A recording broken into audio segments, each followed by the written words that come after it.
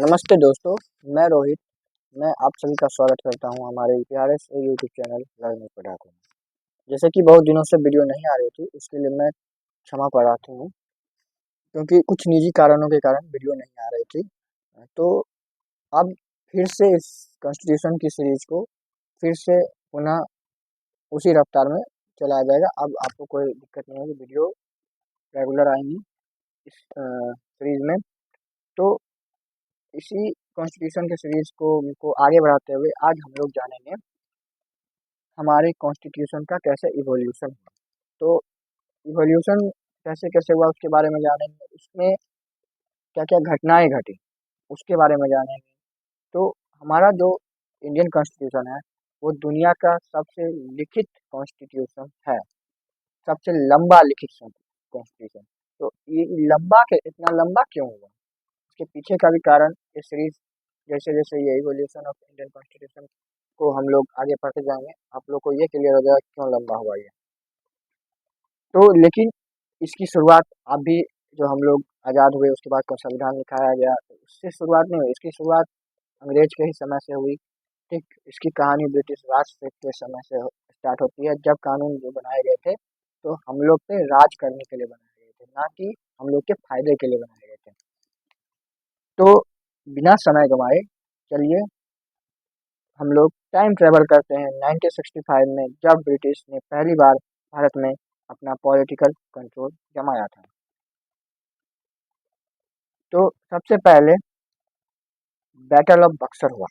ठीक, जब battle of Buxar हुआ तो 1765 में जब बैटल ऑफ बक्सर हुआ, तो बैटल ऑफ बक्सर होने के बाद जो था मुगल एम्पायर, मतलब एक तरह से बोलिए कि उस समय तीन क्या बोलते हैं, मीर कासिम और दो और राजा थे, अवध के राजा थे, और मुगल भी उस समय थे। तो मुगल शासक तीन राजा मिलके बक्सर बैटल ऑफ बक्सर लड़े।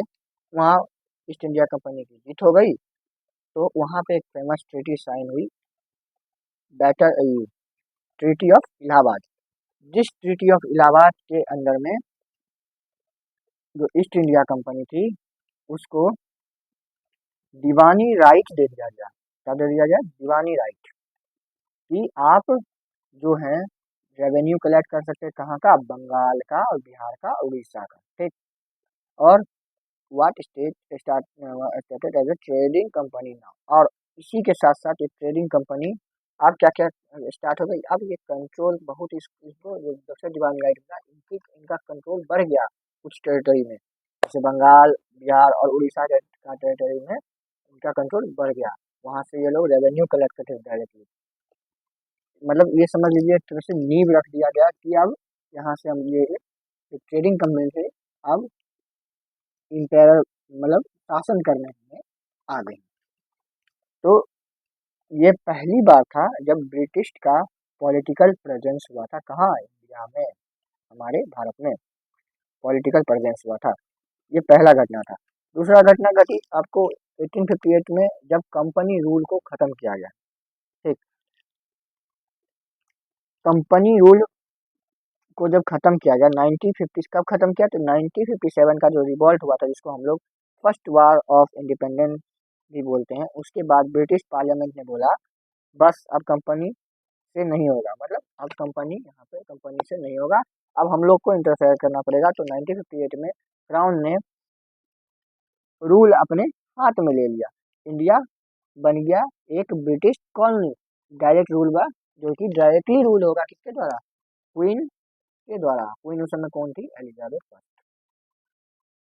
यहाँ तक समझ गए होंगे कि घटनाएं कैसे कैसे घटी। तो ये दो महत्वपूर्ण घटना, ये जो कंपनी रूल कब खत्म किया गया था, जो रिवॉल्ट हुआ था इसका 1857 का जो क्रांति थी, 1857 की क्रांति के बाद, इसको हम लोग फर्स्ट वार ऑफ इंडिपेंडेंस के नाम से जाना जाता है, उसके बाद हट गया था।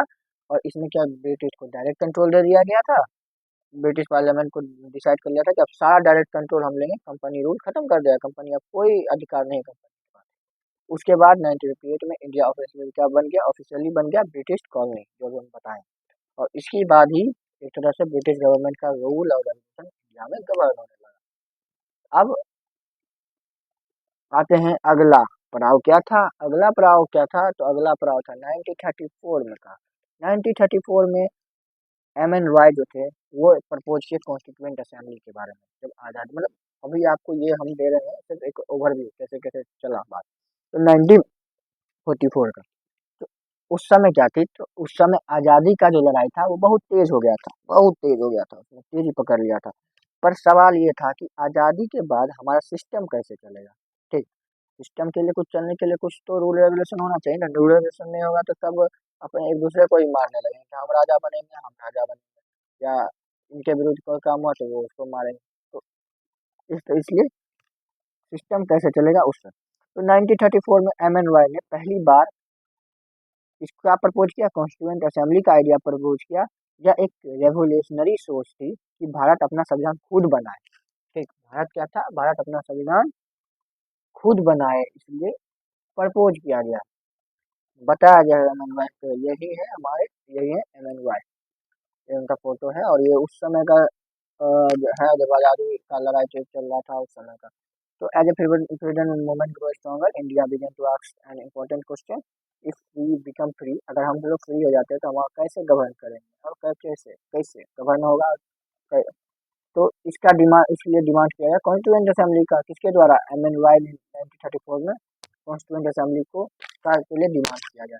तो ये एक कम्युनिस्ट था था कि पहला प्रपोजल था, एक तरह से मान सकते हैं कॉन्स्टिट्यूएंट असेंबली का। Through it would take year, this mark the first step toward constitution. हम इतना समझ लीजिए कि कॉन्स्टिट्यूएंट मेकिंग मतलब संविधान बनने का ये पहला स्टेप था। तो ये एक ओवरव्यू था कि हम लोग कहाँ से कहाँ तक जाएंगे। ठीक, तो इतना समझ लिए कि दीवानी राइट मिला, उसके बाद धीरे से 1858 में क्या हुआ कि गवर्नमेंट कंपनी रूल को वापस, ब्रिटिश पार्लियामेंट क्या किया, कंपनी रूल हटा के खुद आ गया और इंडिया को एक ब्रिटिश कॉलोनी बना दिया। तो उसके बाद ब्रिटिश जब कॉलोनी जब बना दिया गया तो उसमें बहुत सारे एक्ट को लाया गया। ठीक, बहुत सारे मतलब बहुत सारे एक्ट लाए गए, ये उनकी लिस्ट है, तो बारी बारी से सारे एक्ट को, जो जो इम्पोर्टेंट जितने एक्ट हैं उनको पढ़ेंगे। तो कॉन्स्टिट्यूशन लिखने से पहले, जब कॉन्स्टिट्यूशन लिखा जा रहा था उससे पहले पहले ही से क्या था, ब्रिटिश ने एक फ्रेमवर्क बना दिया था कि कैसे कैसे क्या कैसे बना, एक्ट कैसे बनाया जाता है क्या।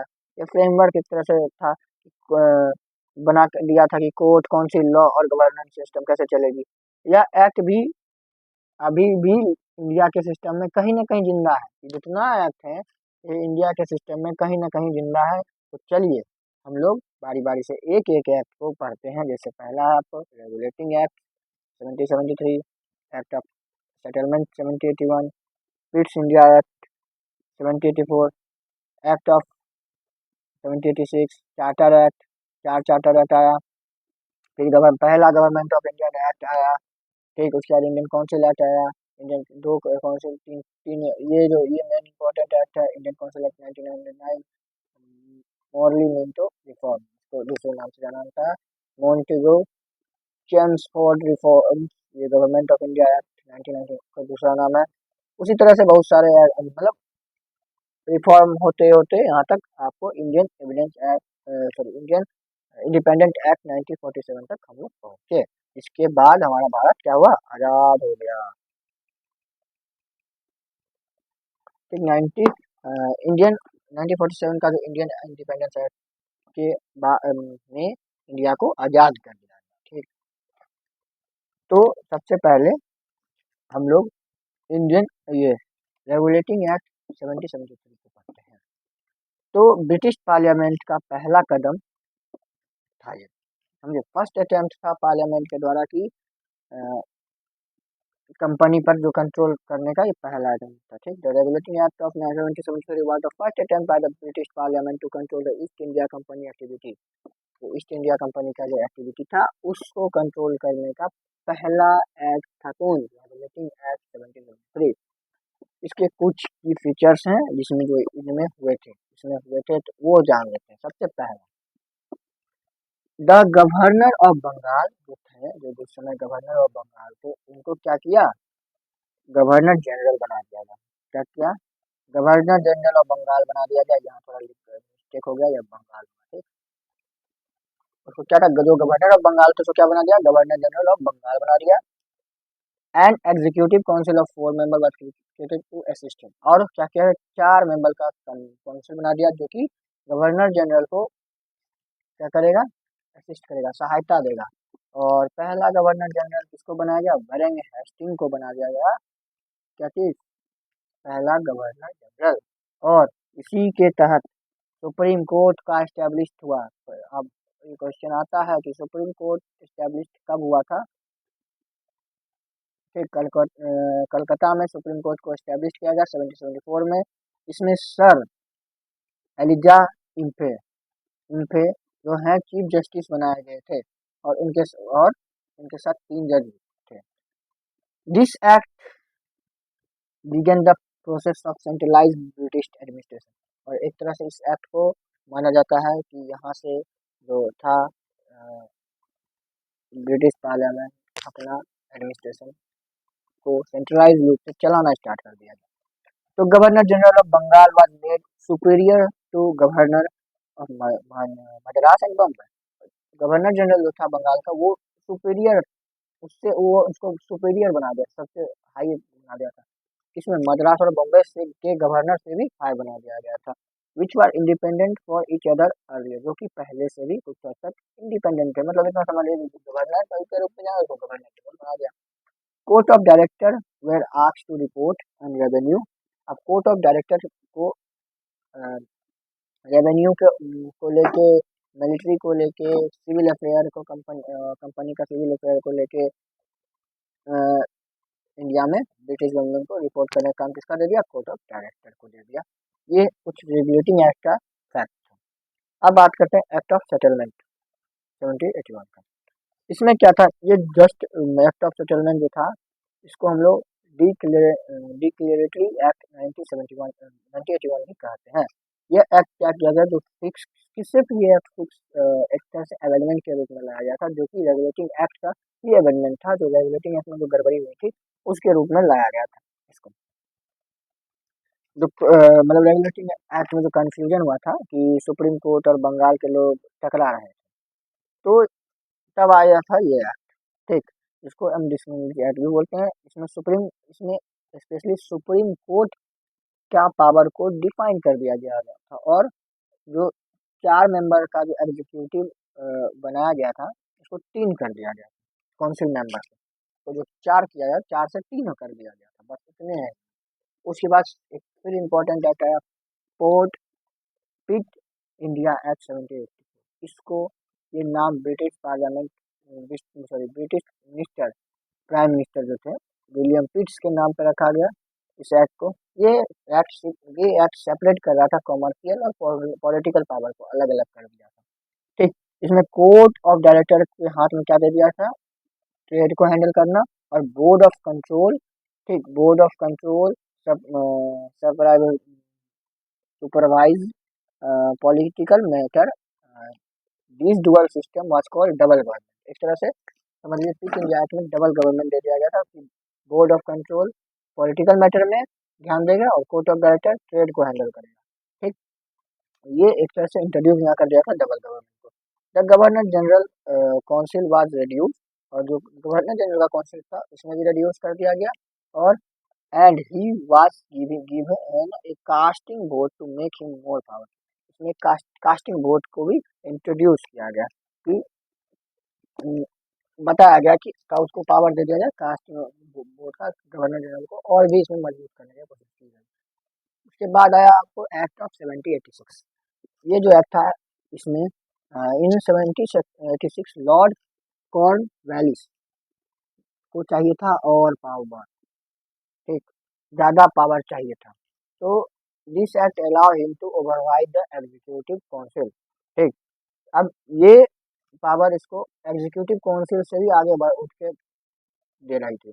ही allow he also become the commander in chief, मतलब अपने आप को कमांडर इन चीफ बना लिया, ठीक। Giving him full military and political power, अपने आप को पूरा मिलिट्री और पॉलिटिकल कंट्रोल खुद पे ले लिया।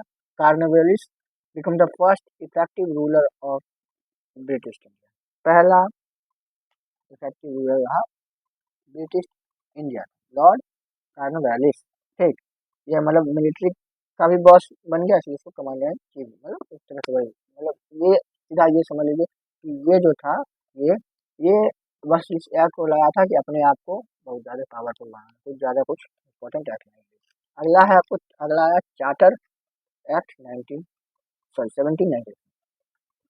हाँ, this act renew the company charter. ओ, ये सिर्फ इसीलिए लाया गया था, जो कंपनी जो आई थी 1600 में, ठीक, पहली बार। तो उस समय उसको जो दिया गया था कि हाँ, आपको इतने दिन तक आप चार्टर, एक उस समय भी आया हुआ था, जो 20 साल का चार्टर था कि 20 साल या 15 साल ऐसे कुछ कुछ करके था कि आप इंडिया में जाके आप वहाँ पे व्यापार कर सकते हैं। तो उसी चार्टर को रिन्यू कर दिया गया, कब, कितना साल के लिए, 20 साल के लिए, ठीक, फिर से।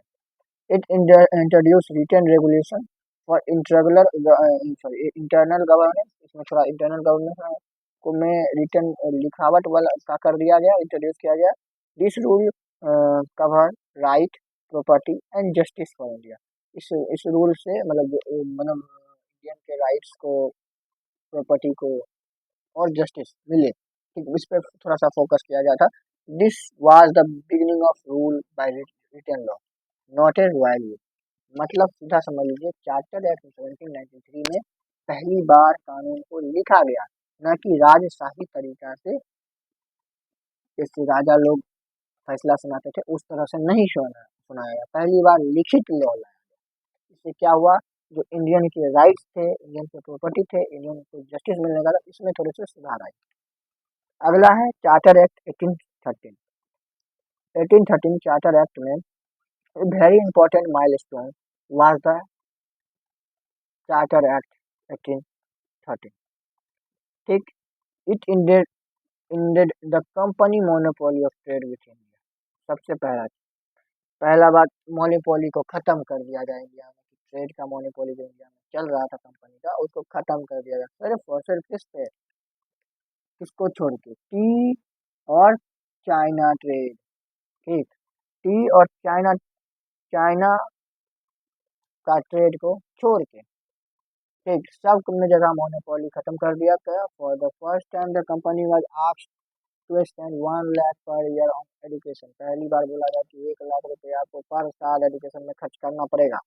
Also Christian missionary were allowed to operate in India. मतलब फर्स्ट टाइम था जो क्रिश्चियन मिशनरी, मतलब क्रिश्चियन धर्म का प्रचार को ब्रिटिश लोग अब यहाँ से अलाउ कर दिए कि हाँ, आप लोग आके यहाँ प्रचार कर सकते हैं। It clearly define the constitutional status of British territory. यहाँ पे मतलब ये बोल सकते हैं, यहाँ क्लियरली ये इसमें डिफाइन कर दिया गया कि आप यहाँ से सब कुछ कॉन्स्टिट्यूशन के हिसाब से, जो ब्रिटिश कॉन्स्टिट्यूशन है उसके हिसाब से चलेगी ब्रिटिश टेरिटरी। अब आया उसके बाद charter act 1833। It was pass by the British parliament to renew the charter of. फिर से चार्टर एक्ट 1833 लाया गया, ठीक। इसमें मतलब ये भी वही चीज था, सेम चार्टर जो था ईस्ट इंडिया कंपनी का, उसको जो रिन्यू करने के लिए आया था। और इसी में कुछ और भी चीज था। तो East India company was no more a commercial body. East India company का कमर्शियल बॉडी नहीं, हटा दिया गया, ठीक, कमर्शियल बॉडी से हटा दिया गया। All it commercial function were taken away to making it a administrative body. मतलब उसको जो कमर्शियल बॉडी से हटा के एडमिनिस्ट्रेटिव बॉडी बना दिया। और वो किसके बिहाफ में काम करेगा, ब्रिटिश गवर्नमेंट के बिहाफ में काम करेगा, समझ गए। जो वो कमर्शियल बॉडी से पहले व्यापार करता था, अब शासन करेगा। मतलब चार्टर एक्ट 1833 से ब्रिटिश जो ईस्ट इंडिया कंपनी थी वो अब क्या करेगी, शासन करेगी, समझे। अब वो क्या करेगी, शासन करेगी। तो और शासन करेगी, उसके साथ साथ क्या किया गया, जो गवर्नर जनरल था बंगाल को, ठीक, उसको क्या कर दिया, बना दिया गवर्नर जनरल ऑफ इंडिया बना दिया। पहले गवर्नर बनाया, फिर गवर्नर जनरल बना दिया। गवर्नर जनरल बनाया, गवर्नर जनरल जो बंगाल जो था वो गवर्नर जनरल ऑफ इंडिया हो गया। तो लॉर्ड विलियम बेंकिट जो था वो पहला गवर्नर जनरल था इंडिया का, जो 1883 में बना था। कौन, लॉर्ड विलियम बेंकिट, पहला गवर्नर जनरल ऑफ इंडिया। तो